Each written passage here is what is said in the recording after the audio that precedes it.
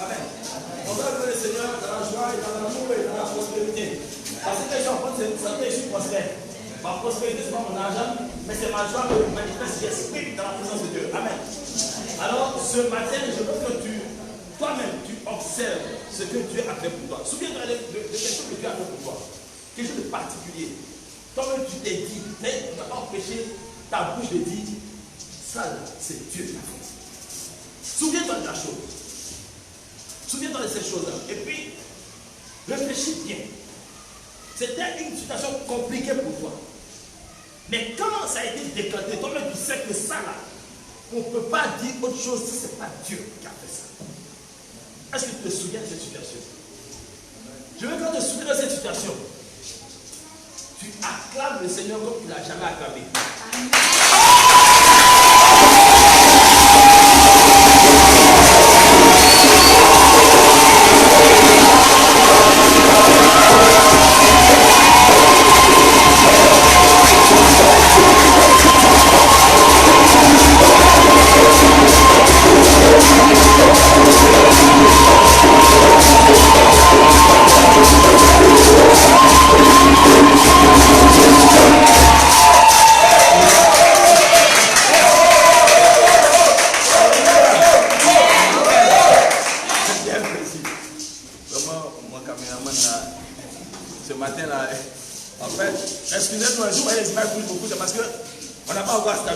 Amen. Amen. Nous sommes maintenant en commencement, nous sommes en direct aussi avec ceux qui sont de l'autre côté. Amen. Et ce matin, je veux bénir Dieu pour vos vies. Rendre grâce au Seigneur parce que c'est une grande joie pour moi ce matin que d'être là encore. C'est une joie. Alléluia. C'est une joie. C'est une joie parce que Dieu m'a fait la grâce de voir mes premiers baptisés. J'aurais pu démarrer cette œuvre et puis mourir sans voir les premiers baptisés. Mais Dieu m'a fait la grâce de voir au moins la première promotion des baptisés. Et je bénis son nom. Dieu nous aide et Dieu nous soutient. Quand nous sommes dans sa volonté, quand nous faisons ce qu'il veut, Dieu vraiment répond à nos attentes. Dieu vraiment agit en notre faveur. Vous savez, une église où il y a beaucoup d'enfants et beaucoup de jeunes est une église qui fait plaisir au Seigneur. Pourquoi? Parce que ceux qui la composent ont vu les bienfaits vantés du monde et on dit non, nous on ne veut pas rester dans cela, mais on veut aller vers ce que Dieu nous a promis en nous accrochant à sa parole et en menant une vie différente, totalement différente. Dieu ne peut pas détourner son regard de toi jeune qui a toutes les raisons de vivre comme tu veux, de faire ce que tu veux, mais abandonner cela pour le suivre. Dieu ne peut pas s'empêcher de te bénir. Dieu ne peut pas s'empêcher de t'accompagner. Dieu ne pourra jamais fermer les yeux sur ta vie. Il sera avec toi tous les jours de ta vie parce qu'il sait la place qu'il occupe dans ton cœur. Amen. Amen. C'est pourquoi vous voyez les enfants, ils sont innocents. Tu frappes un enfant, tu frappes ton enfant. La minute après, il vient te dire, il faut me donner à manger. La minute après, il vient, il parle à toi comme si de rien n'était. Nous les grands, il faut me parler mal, il faut m'insulter, il faut me frapper. On en a pour 2 ans de combat. Jésus dit, le règne des cieux est pour ceux qui leur ressemblent. Les enfants. Ils sont innocents. Ils ne sont pas là pour philosopher. Papa m'a dit ça, mais c'est vrai, c'est vrai. Non, je ne suis pas dans ça. Et quoi? Si Dieu nous a dit que lui nous donne la vie éternelle, nous croyons. Oui. Comme on va philosopher, la vie éternelle, c'est quoi? Où on va, où on va. Il dit c'est ça, c'est ça. Crois seulement. Il dit crois seulement. Il ne t'a pas dit si tu crois, tu verras ma gloire. Crois simplement. Mais les enfants, ils croient simplement. Tu dis à un enfant, je vais prier pour toi. Ok? Mais quand je dis 3, quand il dit 1, 2, 3, à toi, il faut dire où? Tu dis 1, 2, 3, il faut dire où? La grande personne, tu dis, elle est passée, c'est pas ça là. Parce que la grande personne ne marche pas selon ce que toi tu dis. Elle va réfléchir, elle va analyser, elle va raconter quoi là. L'enfant obéit. Et il y a même Moïse. Quand ils sont sortis du désert, enfin, quand ils ont traversé la mer Rouge, pendant 3 jours, ils n'avaient pas à boire. Ils avaient soif. Ils sont arrivés devant les eaux, c'était la mer. Les eaux de Mara. Ce n'est pas le thème de mon message ce matin, mais je vais vous dire quelque chose. Le peuple a voulu boire, a bu, c'était amer. Ils ont commencé à se plaindre. Moïse, on pouvait mourir en Égypte. Moïse, il y avait des bonnes choses en Égypte. Égypte, ils ont voulu fuir. Ils ont fui. Maintenant, ils se rappellent qu'il y a des bonnes choses là-bas. Moïse crie à l'Éternel, l'Éternel dit, prends le bois là, faut jeter. Il n'a pas dit le bois là, ça peut faire quoi? C'est quel bois? Pourquoi ça s'appelle? Moïse n'a pas discuté. Dieu lui a montré un bois, il dit, prends, jette dans l'eau. Moïse a pris, il a jeté, l'eau s'est adoucie. Qu'est-ce qui a adouci l'eau? Le bois ou l'action, l'obéissance de Moïse? Donc, si ton obéissance n'est pas dans ta relation avec Dieu, il ne faut pas t'étonner que les choses soient difficiles, en retard, mort, pénible pour toi. Amen. Alléluia. Donc, une église où il y a beaucoup d'enfants, il y a beaucoup de jeunes, j'aime. Une église où il y a beaucoup de personnes âgées, ça veut dire qu'elles ont pris conscience aussi que leur vie, peut-être passée, n'était pas ça, mais elles ont le temps de racheter le temps. Elles ont l'opportunité de racheter le temps en s'engageant avec le Seigneur. Donc il faut qu'on ait des personnes âgées aussi en quantité, en grand nombre. Vous leur dites que c'est vrai, vous êtes vieux, vous êtes vieille, mais ce n'est pas fini pour vous. Il y a encore une vie après celle-là. Vous êtes plus proche de la mort que nous, parce que c'est la vieillesse qui va d'abord dans la tombe. Mais aujourd'hui, les jeunes vont plus vite que les vieilles personnes à cause de leur péché. Oui, on meurt vite maintenant. Péché sont morts. Donc, les vieilles personnes sont plus proches de la mort, plus proches de la tombe, mais elles sont plus proches de la gloire de Dieu. Alors, donnons-leur l'occasion de se racheter dans ce petit espace de temps-là pour qu'elles puissent marcher avec le Seigneur et demeurer dans sa présence. Amen. Donc, l'église doit être complète. Des enfants aux vieillards. Tout le monde doit se retrouver dans l'église. Tout le monde doit se retrouver dans ton message. Tout le monde doit se retrouver dans ton évangélisation. Tout le monde doit se retrouver dans ton amour. Amen. Avec les enfants, tu te comportes comme un père. Avec un jeune, tu te comportes comme un ami. Avec une vieille personne, tu te comportes comme un enfant. Mais tu respectes toujours, même si tu as l'autorité. Amen. Alléluia. Amen. Qui aime Jésus?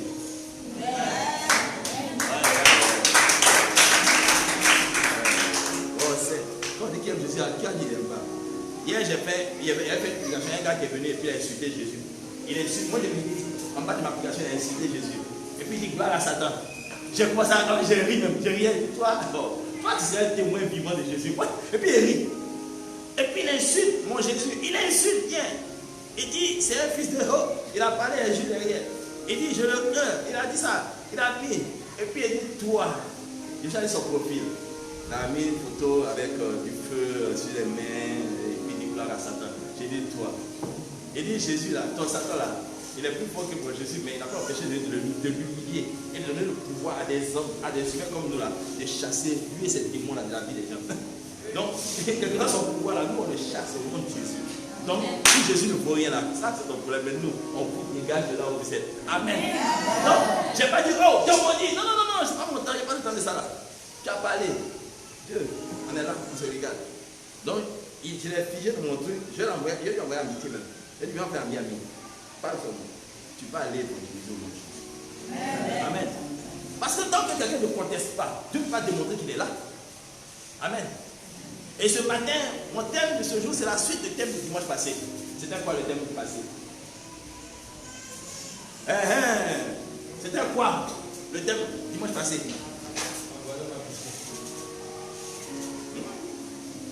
Que Dieu te bénisse. Que Dieu te bénisse. Que Dieu t'arrose au nom de Jésus. Que Dieu t'inonde de cette grâce au nom de Jésus. Ce n'est pas pour vous, c'est pour lui. Je vous regarde là. Pourquoi il vous regarde?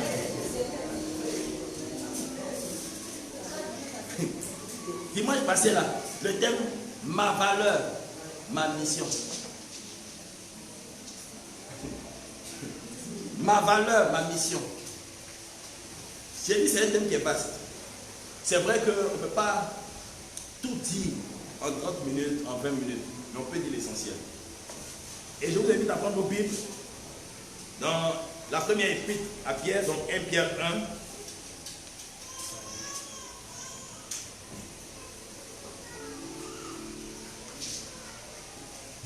Pierre chapitre 1, verset 13 à 21. Je fais la lecture. C'est pourquoi saignez les reins de votre entendement soyez sobres et ayez une entière espérance de la grâce qui vous sera apportée lorsque Jésus-Christ apparaîtra. Comme des enfants obéissants, ne vous conformez pas aux convoitises que vous aviez autrefois, quand vous étiez dans l'ignorance, quand vous marchiez sans Dieu, quand vous ne connaissez pas encore Jésus. Amen. Mais puisque celui qui vous a appelé est saint, vous aussi soyez saints dans toute votre conduite. Vous aussi soyez saints dans toute votre conduite. On n'a pas dit les saints, on prend et puis on prie saint, oh là, ne parle pas de ça. Sanctifié par le sang de Jésus, tu es appelé saint. Quand la Bible parlait des saints, ce n'est pas ceux qui étaient morts, c'est ceux qui étaient vivants, qui avaient accepté Jésus, qui avaient choisi de vivre avec Jésus, qui étaient attachés à Jésus, qui étaient disciples de Jésus. Amen. Donc, soyez saints dans toute votre conduite. Ce n'est pas soyez saints à l'église. Ce n'est pas soyez saints à la maison seulement. Ce n'est pas soyez saints quand vous étudiez. Et dans toute votre conduite. Quand nous marchons, nous allons vers une destination. Donc nous sommes en train de nous conduire ou on est en train d'être conduit. Donc dans la conduite, là, tout ce que tu fais doit être saint. Et si vous invoquez, non, selon qu'il est écrit, vous serez saint car je suis saint. Le Dieu que tu dis, c'est ton papa. Tu ne peux pas dire mon papa il est propre et puis moi je suis sale. Tu ne peux pas dire cela. Tu ne peux pas dire mon père. Ah, mon père, il n'aime pas la saleté. Mais toi, tu te vautres dans la saleté. Et tu dis, c'est mon papa qui est là-bas. Même vous-même, les êtres humains, quand vos enfants ont des attitudes bizarres, vous dites, toi, est-ce que mon enfant? Les mamans surtout. Les papas, on peut dire, tu n'es pas sûr. Mais les mamans qui ont porté l'enfant, qui l'ont enfanté là, elles ont vu, elles ont poussé. Yeah! L'enfant est sorti. L'enfant se comporte mal. Elle dit, est-ce que toi-même tu es mon enfant? Pourquoi? Parce que l'enfant ne manifeste pas ce qu'elle manifeste. L'enfant ne défend pas les valeurs qu'elle défend. Vous comprenez? Donc vous ne pouvez pas dire que Dieu est votre père, mais vous vous comportez comme des fils du diable.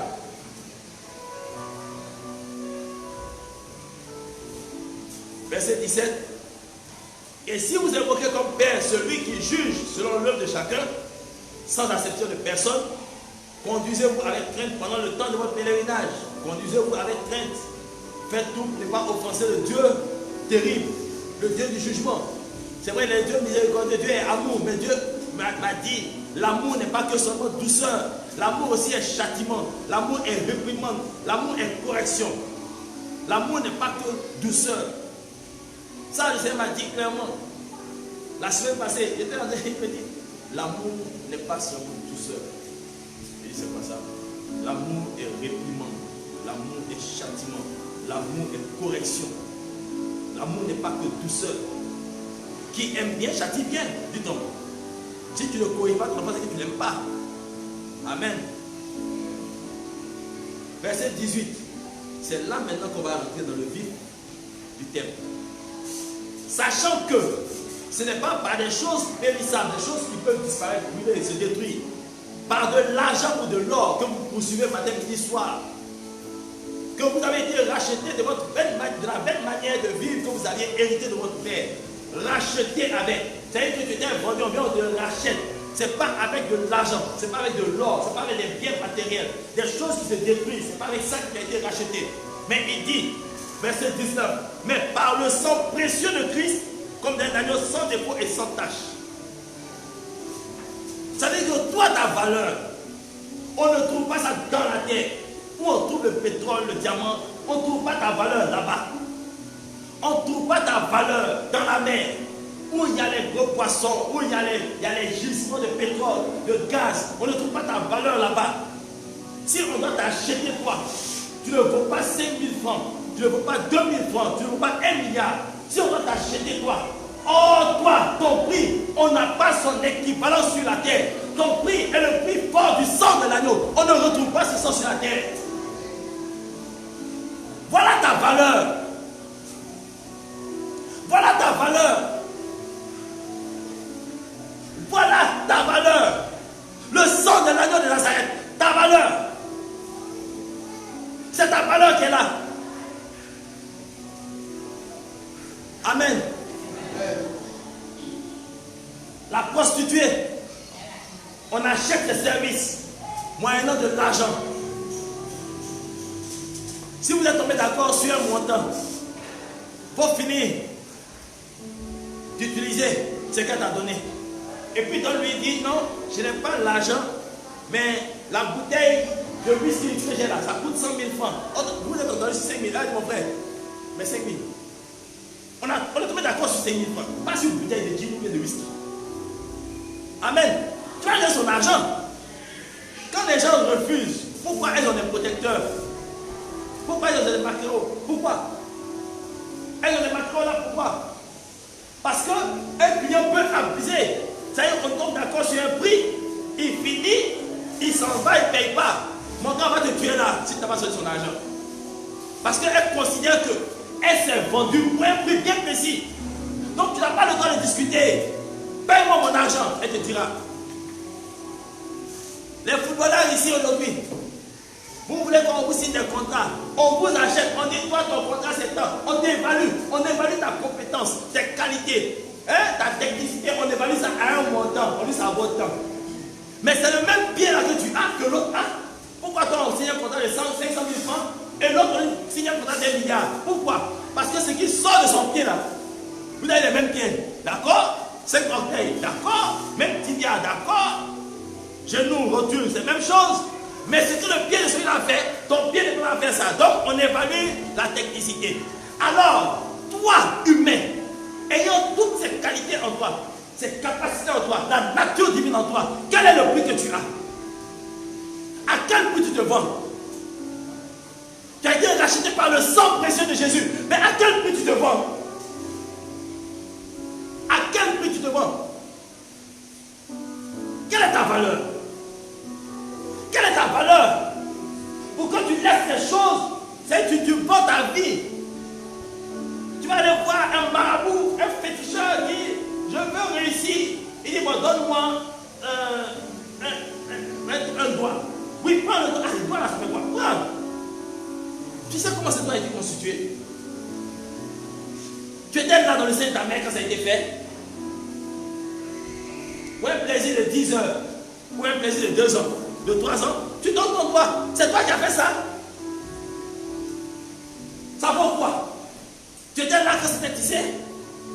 Tu étais là le temps que Dieu a pour faire. Tu étais là. Et tu te permets de vendre cela. Pourquoi? Il y a bien périssable. Dieu aurait pu prendre de l'argent pour le racheter entre les mains du diable. L'autre dit à Satan, écoute, je te donne toute la terre, prends toutes les richesses de la terre, mais tu laisses ces âmes là tranquilles. Non, Satan même est venu devant Jésus, il dit, regarde tous les royaumes t'appartiennent. Faut me... Ouais. Alors tu prends tout. Il dit, mon frère, mon royaume là, c'est pas ici. Amen. Mais nous, pour les choses périssables, on se vend au péché, on se vend au diable. Et puis on dit, oh Dieu, tu es où? Non, il n'est pas où. Tu t'es vendu. Christ dit, ok, c'est par ignorance que vous êtes vendu. Je viens te racheter. Il te rachète. Mais pas avec de l'argent. Ou bien parce que le pasteur a prêché, tu veux donner sa vie à Jésus? Je donne ma vie à Jésus, ça ne t'a pas coûté quelque chose, tu penses que c'est ça? Non, ça a coûté un prix à la croix. Ça a coûté un prix à la croix. Ça a coûté des coups, des blessures, des fouets. Ça a coûté tout ça. Ton prix, quel est ton prix? Quelle est ta valeur? On peut t'acheter. On peut t'acheter. On peut t'acheter. Mais pourquoi tu te vends? Homme comme femme, on se vend moins cher. On se vend jusqu'à devenir esclave.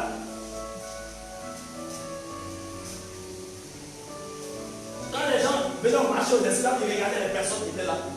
Ils veulent voir la dentition. Ils regardent la forme. Par rapport à ce qu'ils veulent, ils savent que celui-là, il va me rapporter beaucoup. Comme il est fort, c'est un bon reproducteur. Il va coucher avec toutes les femmes esclaves là. Bon, il fait de beaux enfants. Il met. Bon, moi je vais le prendre à 100 000. Il y a un qui dit non. Moi il prend à 200 000. Comme il sait ce que le gars va nous produire, il monte des enchères. Un esclave. Tu es esclave de quelqu'un. dernier esclave.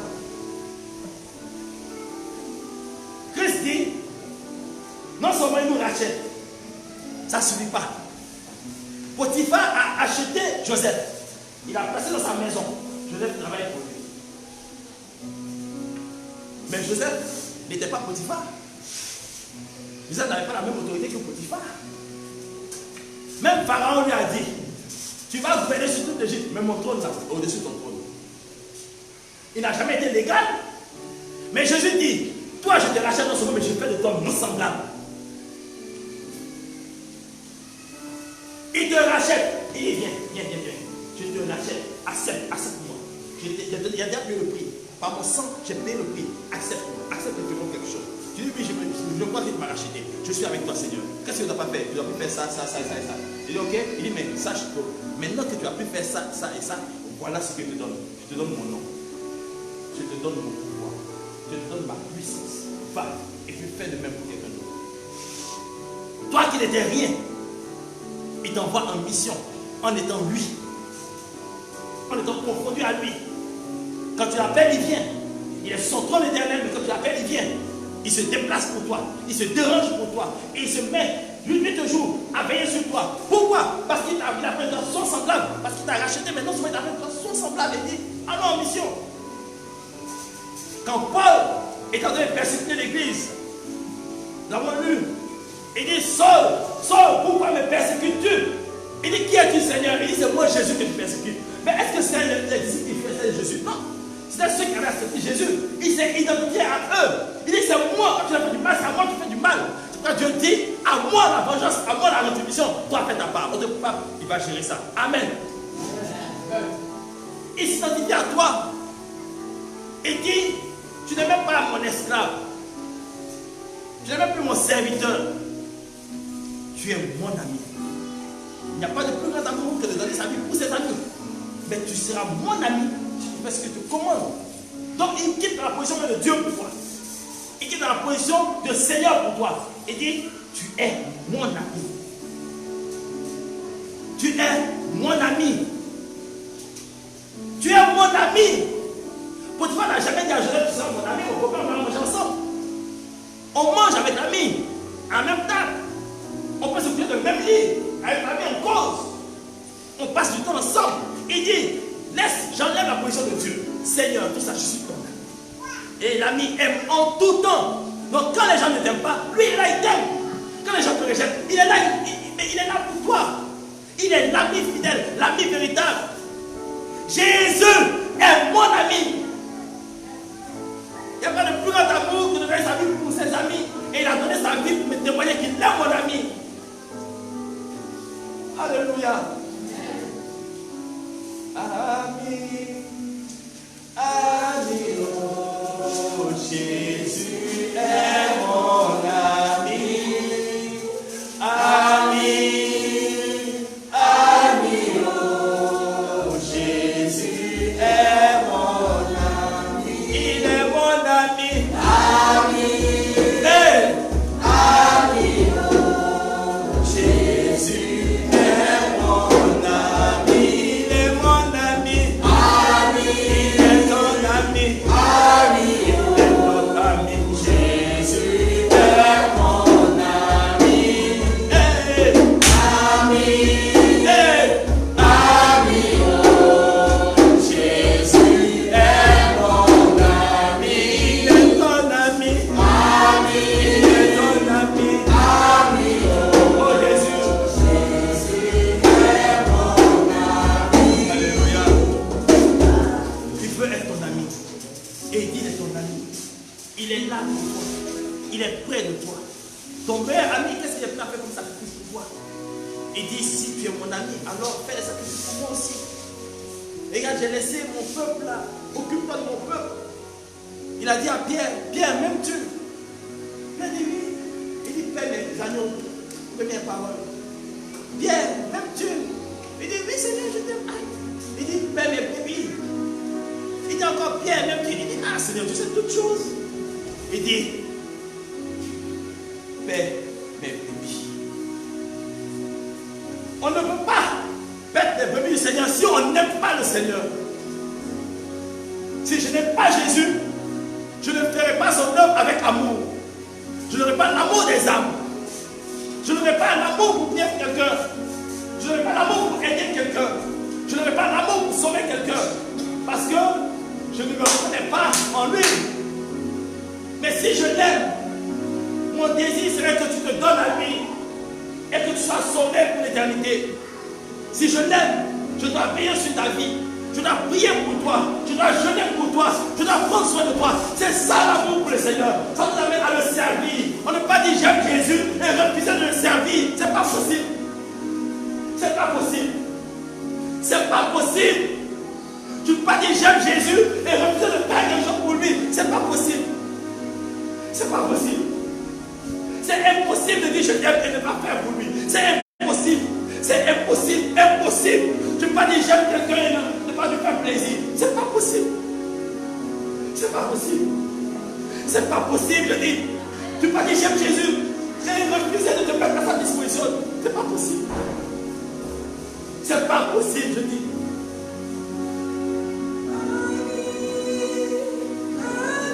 C'est pas possible. Ta mission est rattachée à ta valeur. Et ta valeur dépend de l'amour que tu as manifesté pour toi. Il t'aime. Jésus t'a aimé. Il t'a donné ta valeur. Fais-toi hommage pour lui. Il t'aime. Il t'aime. Jésus t'aime. Il t'a donné pour toi. Ta mission est d'aller faire de toutes les nations des disciples. Sa mission, la mission que tu confie, c'est de sauver des âmes. Ta mission, c'est de prier pour ceux qui sont malades. Ta mission, c'est de guérir ceux qui sont dans la faiblesse. Ta mission dépend de l'amour que tu as pour lui. Et son amour t'a donné ta valeur. Tu es enfant de Dieu. Tu n'es pas enfant du diable. Tu es enfant de Dieu. Précieux, racheté par le sang de Jésus. Tu n'es pas n'importe qui. Amen. Oh, la mise. Il aime en tout temps. Il aime en tout temps. Jésus aime en tout temps. Peu importe ce que tu fais, il dit viens à moi. Je suis là pour toi. Viens à moi. Je suis là pour toi. Il t'appelle ce matin. Ton Dieu t'appelle ce matin. Il dit je suis là pour toi. Est-ce que tu aimes ton Dieu? Est-ce que tu aimes ton Créateur? Il dit je t'ai donné ma parole. Elle est venue sur une forme humaine. Ma parole est là. Elle est là. Elle est là. Et cette parole a déclaré. Je suis le chemin, la vérité et la vie. Je suis le chemin, la vérité et la vie. Où est ton cœur ce matin? Oh, Jésus est mon ami.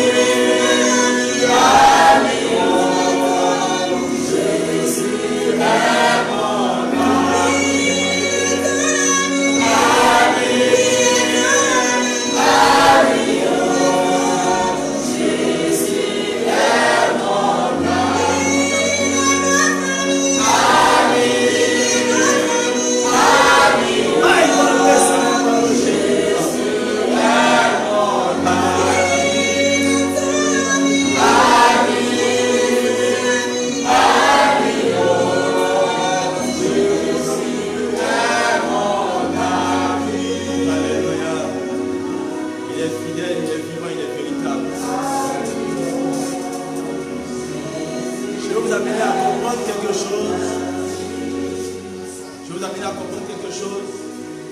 Quand nous disons que nous sommes chrétiens, quand nous disons que nous sommes enfants de Dieu, quand nous nous retrouvons, nous formons un seul corps. Mais je vais vous expliquer quelque chose avec une image. Vous voyez ça, c'est un cœur. Comme ça, on représente le cœur, même quand notre cœur n'est pas formé comme ça. Vous voyez, c'est un cœur. C'est une feuille. Je vais diviser cette feuille-là en 4 parties. Je la divise en 4 parties. J'ai besoin de 4 personnes. J'ai besoin de 4 personnes devant. Tu ne regardes pas ce que tu as. Tu ne regardes pas. Tu ne regardes pas. Tu ne regardes pas la partie que tu as. Venez ici. Mettez-vous là. Mon caméraman vient prendre là, déjà filmé. Déjà, on va voir ce que je vais faire. Vous mettez-vous là. Mettez-vous comme ça. La partie dans le bic caché. Alors, tu vas montrer la partie dans le bic. Où est le dessin? Vous voyez ça? Est-ce que c'est un cœur? Mais pourtant, ça fait partie du cœur. Ça montre pour toi. On voit un trait. Est-ce qu'on peut dire que c'est un cœur? On montre une coupe là, un trait, mais on ne sait pas si c'est un cœur. Amen. Là, tu montres pour toi. On montre un trait, on ne sait pas si c'est un cœur. Mais les 4, dans le désordre et avec chacun un morceau, on ne sait pas ce que ces personnes tiennent en elles. Donc c'est comme nous tous on vient à l'église, on dit on est chrétiens. Amen. Mais quand les 4 vont assembler des images, ils essaient de mettre ensemble, mettez ça par terre pour faire un cœur, mettez par terre pour faire un cœur.